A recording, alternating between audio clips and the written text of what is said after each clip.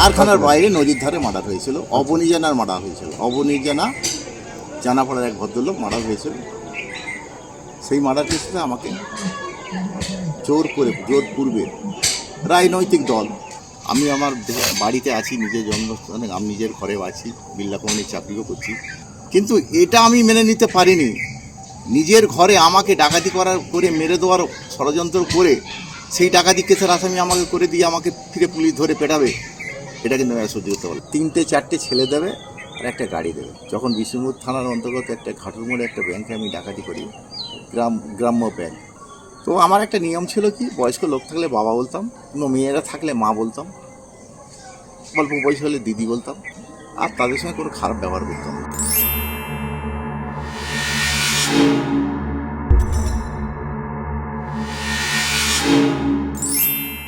আপনাকে বহুরূপী বলবো না আপনার আসল নামেই করবো, সেটা দর্শকদের আপনি নিজে একটু ইন্ট্রোডিউস করুন। আমার নাম হচ্ছে শেখ ইখলাস। আমার বাড়ি, দেশের বাড়ি, জন্মস্থান হচ্ছে দক্ষিণ রায়পুর, সাদিকেশি এলাকা, নোদাখালী থানার অন্তর্গত, উত্তর রায়পুরে আমার বাড়ি। বহুরূপী সিনেমা আমার নিজের কথা, ব্যর্থতার কথা, দগদগে ঘায়ের মতো। এ হচ্ছে চ্যালেঞ্জের খেলা, পুলিশ ও ডাকাত। প্রথম জীবন থেকেই আমার একটা সুস্থ সবল জীবন ছিল। আমি শ্রী শ্রী রামকৃষ্ণ অমৃত বিদ্যালয়ের ছাত্র।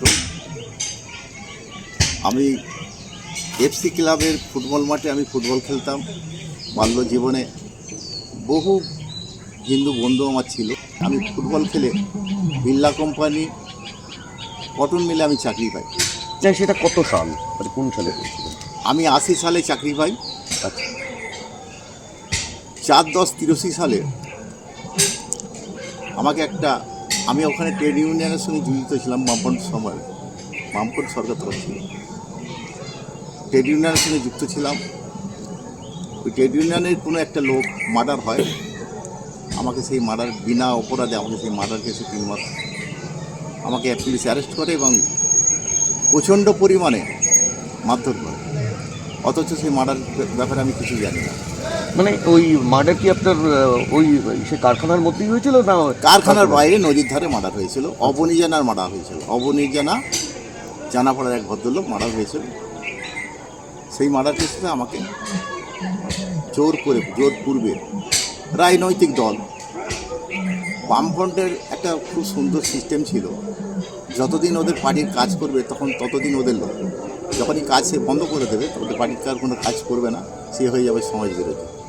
তাকে বিভিন্ন রকমের কেসে তাকে ফাঁসিয়ে দেয়। না, আপনাকে একটা ওই সুস্থ জীবন থেকে জেল যাত্রার ওই কয়েক মাস, মানে আপনাকে প্রথমে আমি বিল্লায় চাকরি করছি, ফুটবল খেলি, রায়পুর বাস স্ট্যান্ডে এফসি ক্লাবের সামনে দোকান আমার।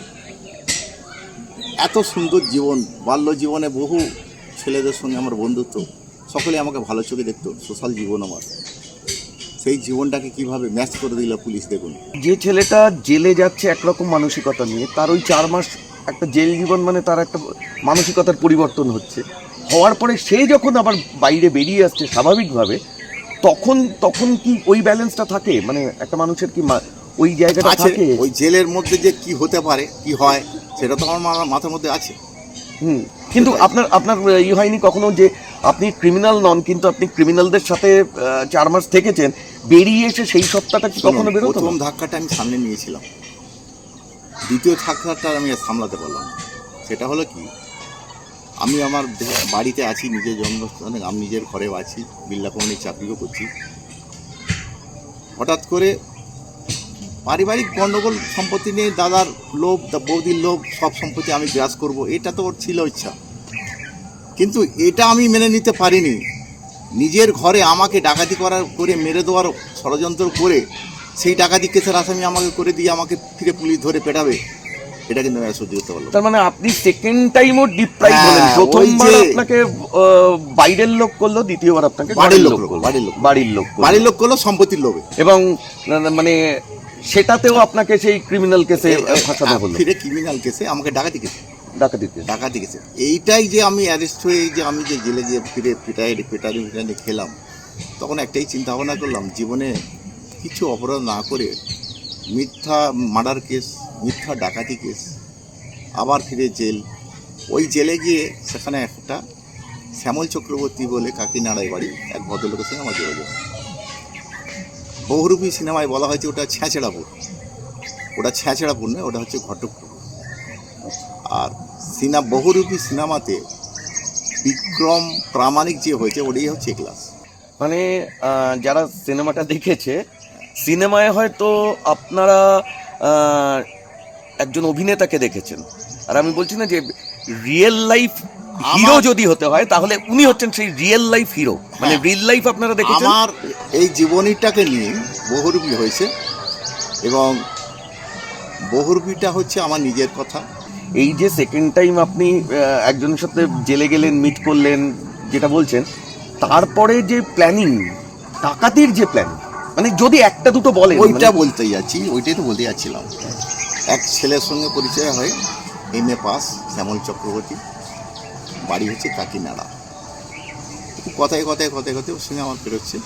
মানে একই ছেলে থাকতেন জেলে? একই জায়গায়, অতি ভদ্র ছেলে। সে কি কারণে তার জেল ও হয়েছে? একটা ব্যাংক ডাকাত। আচ্ছা। তো আমি চিন্তা ভাবনা করলাম, এবারে তো বেরিয়ে গিয়ে আর তো চাকরি পাবো না, চাকরির কোনো প্রশ্নই থাকবে না। আর তাছাড়া আমি ওখানে যদি থাকি আবার কোনো কেসে আমাকে ফাঁসানো হবে।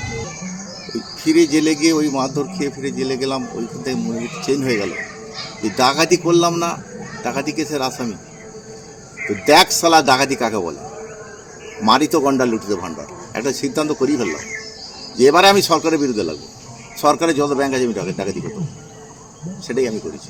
যখন আমাকে ডাকাতি কেসে পুলিশ খুঁজতে আরম্ভ করেছে, ফিরে আবার বাড়িতে গেলে ফিরে একটা কেস দেবে এরকম সিদ্ধান্ত করেছে, আমি কিন্তু আর বাড়িতে যেতাম না। করলাম কি, ছেলে বউকে ওখানে রেখে দিয়ে আমি চলে এলাম ঘটকপুকুর ভাঙর। ওইখানে ওটা তো ওই এলাকাটাই তো ডাকাতির এলাকা, সেই সময়টা বড় বড় ডাকাত সব আছে।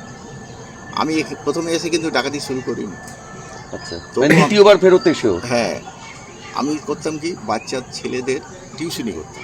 আচ্ছা, মানে তখনও আপনার ভেতরের মানুষটা তখনও নষ্ট হয়নি। কিন্তু নিজের দেশ চাকরি ছেড়ে বিদেশে থেকে কারোর বাড়িতেও যদি থাকা যায়, কোনো জায়গায় ঘর ভাড়া নিয়েও যদি থাকা যায়, ভাড়ার তো একটা ব্যাপার আছে। চাকরি নেই, কিছু নেই, টিউশনি করে যা পয়সা পাই গ্রাম্য এলাকায়, পয়সা কেউ দিতে পারে না, চাল দেয়, কেউ আলু দেয়, চাল আলু খেয়ে কি বাঁচা যায়? আমার অলরেডি তখন আমার বাচ্চাগুলো মোটামুটি 3টে বাচ্চাই বড়, ছোটো ছোটো হয়ে একটু বড় হয়েছে, তারা খাবে বলে কান্নাকাটি করছে, খেতে দিতে পারছি না।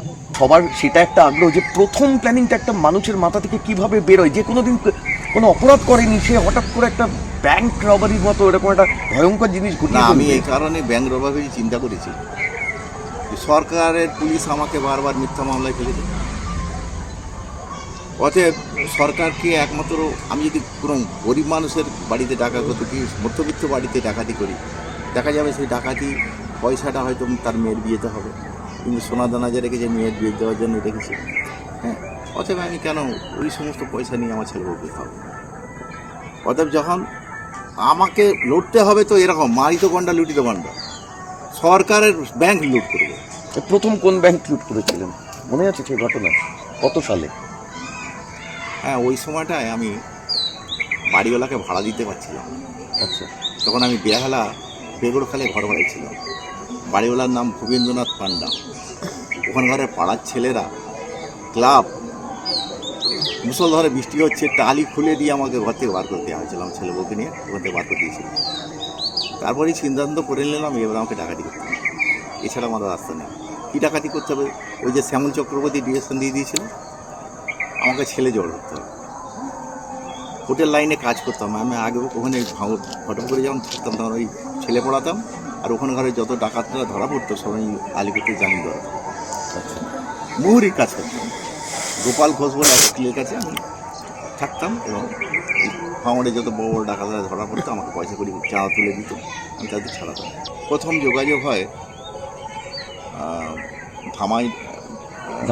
ধামাখালি সরবেরিয়া বলে একটা জায়গা আছে, মানে গফফার বলে একটা ছেলের সঙ্গে যোগাযোগ। আমি গফফারের কাছে যাই, যে দেখ ভাই আমি তো এই পরিস্থিতির মধ্যে পড়ে গেছি, তোকে তো একবার জামিন করে আলিপুর থেকে বার করে দিচ্ছি, দেশ থেকে বাঁচিয়েছি, যে আমাকে হেল্প কর, কী চাই তোমার হেল্প, আমাকে তোরা, আমি ব্যাংক ডাকাতি করবো, জানো কীভাবে করতে, মানে হ্যাঁ। আমার ওরা যখন টানটা শুনলো না, শুনে বললো তো বিশাল ব্যাপার। ও তখন করলো কি, ওখান থেকে রেফারেন্স করলো মিনু মাঝির কাছে, বিষ্ণুপুর থানা অন্তর্গত চকনিতে বলে একটা জায়গা আছে মিনু মাঝি, ওর কাছে আনলো। ওর কাছে আনার পরে ওর সঙ্গে আলোচনা হলো, আমাকে বললো মোহরিদা আপনার কী কী প্রয়োজন আছে বলুন। বলি তিনটে চারটে ছেলে দেবে আর একটা গাড়ি দেবে। বলে আমাকে প্রথমে ওই চোরদের দেয়, শর্টলেগের চোর, তারা চুরি জামারি করে। যখন বিষ্ণুপুর থানার অন্তর্গত একটা ঘাটুর মোড়ে একটা ব্যাংকে আমি ডাকাতি করি, গ্রাম্য ব্যাংক, যখন করলাম ওই শর্টলেগের চোরেরা দেখলো না, আরে শালা চুরি করে পয়সা পাই, এতে শালা সলিড পয়সা, গেলাম আর এলাম। তো আমার একটা নিয়ম ছিল কি, বয়স্ক লোক থাকলে বাবা বলতাম, কোনো মেয়েরা থাকলে মা বলতাম, অল্প বয়স হলে দিদি বলতাম, আর তাদের সঙ্গে কোনো খারাপ ব্যবহার করতাম না। আমার সিনেমাটাই তো নিশ্চয়ই দেখেছেন, ভদ্রভাবে ব্যাংক ডাকাতি করো, বিনা গুলি বিনা বম। হ্যাঁ, এবার এইটা কিন্তু একটা প্রশ্ন যে ব্যাংক ডাকাতি করতে যাচ্ছি অথচ কোনো খেলনার পিস্তল, হ্যাঁ কোনো পিস্তল নেই, তাও খেলনার খেলনা পিস্তল। কেন খেলনার পিস্তল? মোহরির কাজ করতাম, আইন সম্পর্কে আমার জানা আছে। যদি 395, 397 হয়, এতে হবে 5 জন, মিনিমাম 5 জন, 394 4 জন, 390 হল 3 জন, আন্ডার সেকশন আসবে। তো আমি সবসময় সিদ্ধান্ত করেছি যে 3 জনে করবো। আর আমি তো জানতাম অপরাধগুলো একদিন ধরা পড়তে হবে, তার জন্য আমি রেডি ছিলাম।